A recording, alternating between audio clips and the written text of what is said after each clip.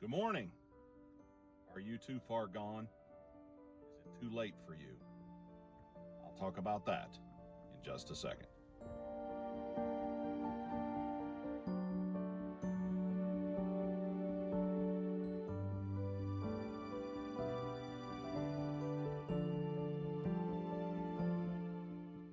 You know, I've heard people say that they felt like that they were just too evil, that God wouldn't want them, that God wouldn't want anything to do with them. But they had been just too bad, they'd just done too much, and it's too late for them. They're definitely going to hell. And that breaks my heart when people say that. Because I'll tell you something. God understands the big picture in people's lives. He knows what's going on. Now, I'm certainly not saying that you don't have to do certain things or be a certain way or any of that kind of nonsense. What I'm saying is that accepting Christ is accepting Christ. And what I mean by that is whether you choose to accept Christ or not is really on you. But even if you do accept him, he takes you if you're imperfect. He takes you if you still have problems to sort out. He'll help you no matter what. He's not going to leave you in despair. He's not going to leave you without any kind of assistance to get through those things. I've been on this walk a long time, and trust me, I've faltered and failed. I've failed hugely. But God always picks me up, and he never leaves me. So the next time you start thinking that you're just too bad for God, remember this. God knows all about you.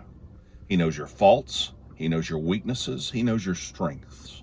He made you. People say, if I walk into the church, it'll fall down. No, it won't. Your evil does not overcome the power of God. God is there to rid you of that evil and to cleanse you from all unrighteousness. Our righteousness, even the best we can do, is as filthy rags, and we constantly need the covering of Christ.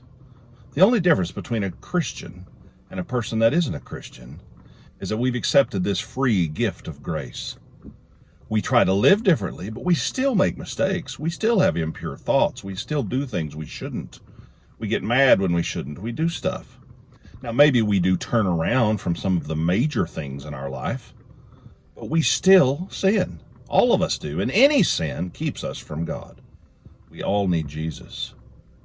So don't ever think that God doesn't understand your circumstances. I'm a teacher, and I have to deal with this kind of thing all the time, and this is on a much lesser scale.